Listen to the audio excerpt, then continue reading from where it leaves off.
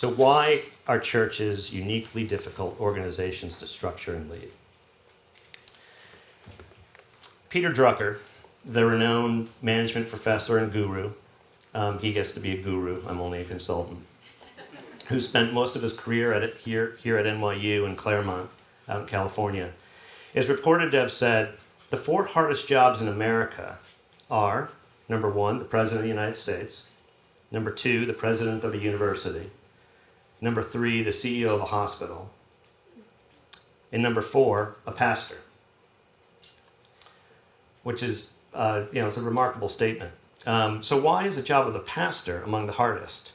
And why is running a church uniquely challenging? I don't think any of us would argue with his insight, with his commentary, but why? Why is this true? I want to get the balance right here because I recognize the job of the pastor, besides being challenging, is also a great gift and a great privilege. Nonetheless, we're going to focus on the challenges. And why staring challenges in the face can be helpful, because doing so you begin to think about solutions and how to wrestle them to the ground. As a starting point, it's worth considering the church as compared to 2 other types of organizations, for-profits and non-for-profits. We can distinguish each type of organization most easily by asking what each is solving for. A for-profit is sort of simple. It's solving for profit, for the most part. And profit is pretty simple to target and to quantify. It's maybe not easy to achieve, but it's rather straightforward to define. A non-for-profit is a little bit more complicated. There's multiple, diverse, sometimes competing goals that are difficult to reduce to a single metric, like profit. Some of these goals are easy to quantify, but some are not so easy to quantify. So there's additional complexity in managing nonprofits. The church is different from either of these 2. It has many of the same features as a nonprofit, but has one added challenge, and that is spiritual. Pastors see the brokenness of individuals and the world on a first-hand, frontline basis every day. You know this. In a way, few others do. I've often contrasted my day-to-day experience with that of my pastor and recognized that while my job was demanding, the worst of it was I saw poor organizational performance, poor personal performance, but I didn't see spiritual brokenness. Dealing with spiritual brokenness day in, day out requires a very high degree of resilience. So with that as backdrop, let's consider multiple aspects of running the church and the pastor's job.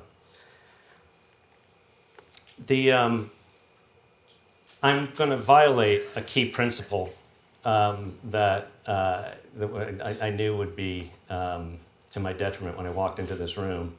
I know many of you, and whenever you all organize your thoughts, it always comes in, I think, 3s.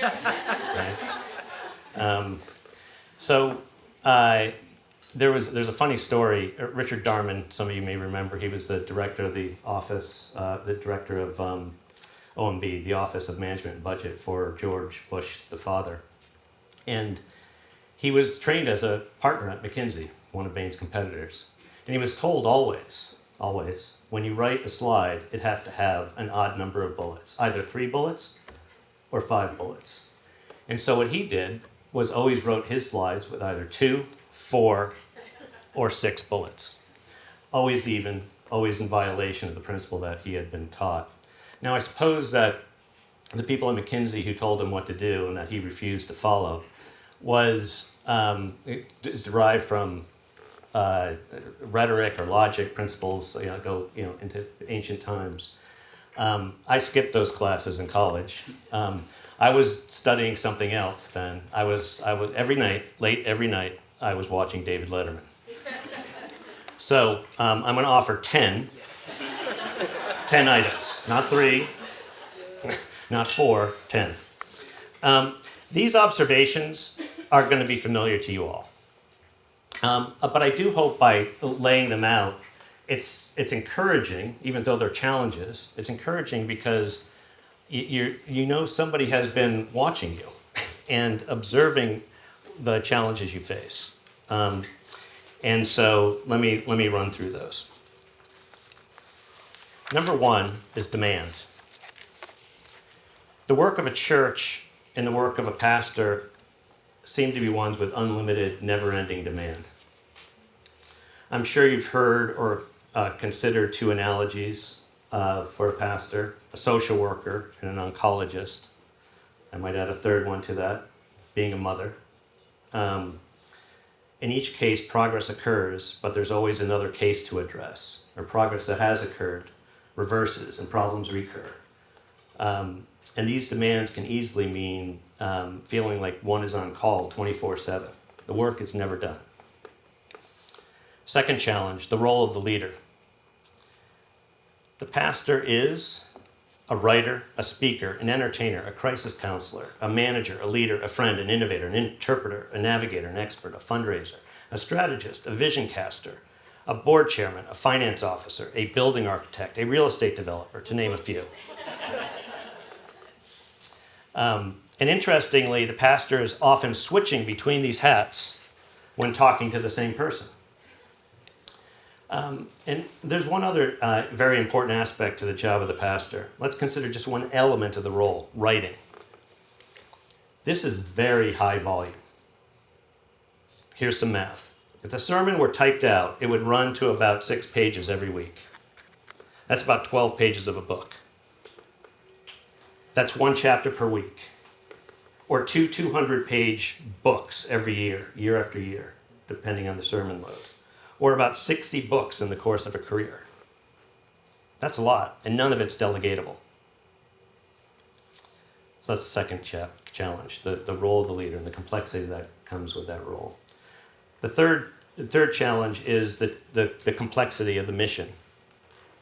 The ministries of a church include sermons, worship, music, prayer, children, youth, women, moms, men, young adults, small groups, counseling, community support, mercy, evangelism, volunteers. It is a very complex organism. Lots of aspects to it. Lots of lanes, lots to do.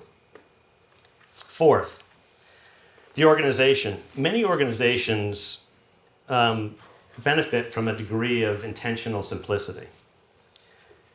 There can be one predominant role in many of these organizations. A law firm has lawyers.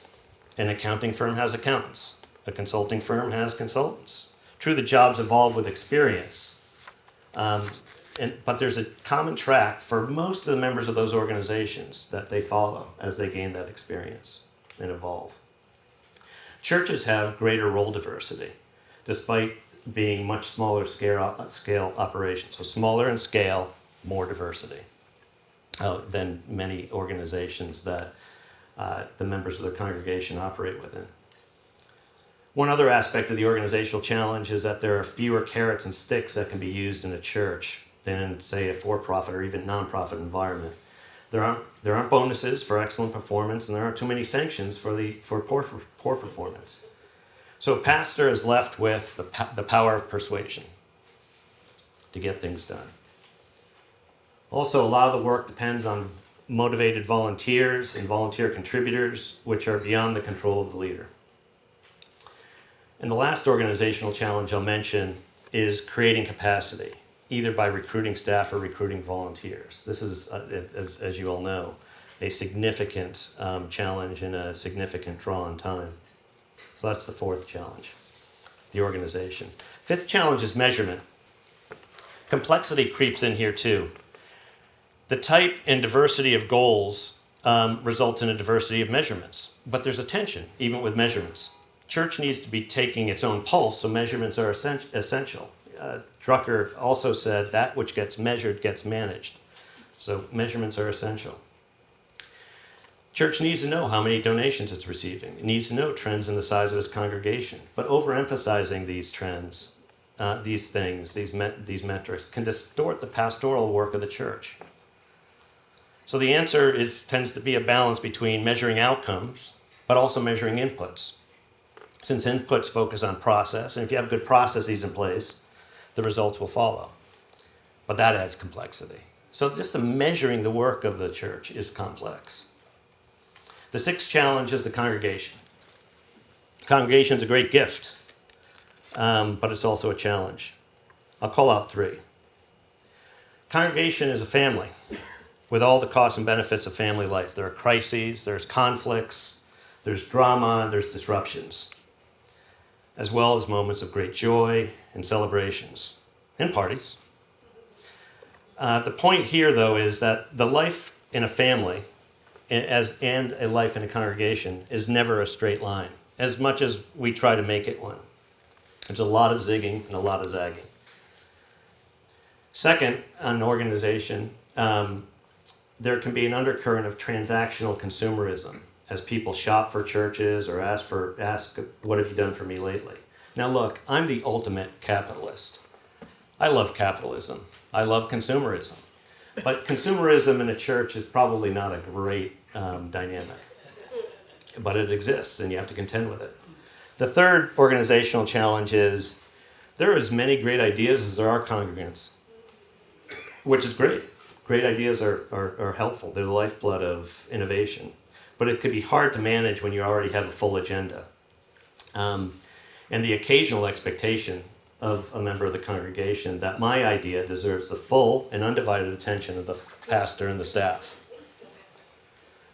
Number 7, lay leadership. Another gift.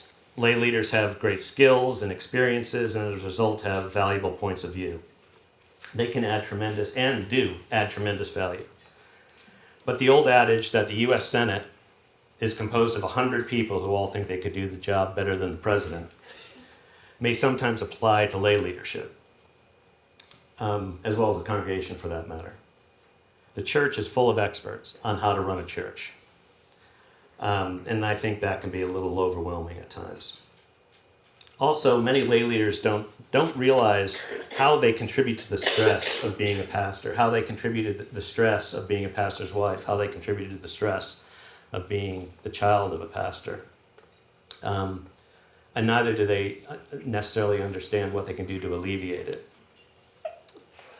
Challenge number 8, the church is by design both a place of work and a place of rest for the pastor, the pastor's spouse, and the staff. But when we combine work and rest in one place, one will suffer.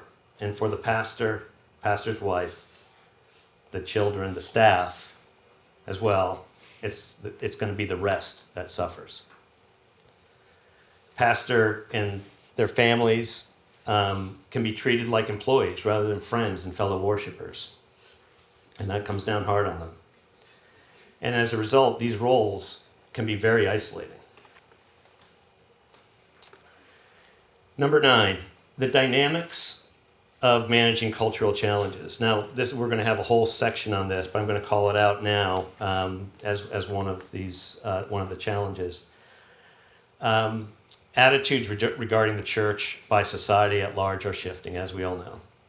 And plus, the divisions outside the church are entering the church itself. Divisiveness which is always a feature of any body, has become more pronounced. I know many of you feel that. Number 10 isn't a challenge, but it's a return to where I started. While the job's uniquely challenging, it's worth noting it's also uniquely rewarding. It's a great job. It's a meaningful job. Building and nurture, have the opportunity to build and nurture a congregation. You have an opportunity to introduce people to the gospel and playing a role in convincing them to follow Christ. I'll be forever grateful to my pastor in London who played that role for me. You have an opportunity to help people overcome crises. And the pastor lives with a confidence born from knowing that he's been called to this role and that he's being equipped by the Spirit. That's a gift. So those are the 10 challenges, or rather 9 challenges plus 1.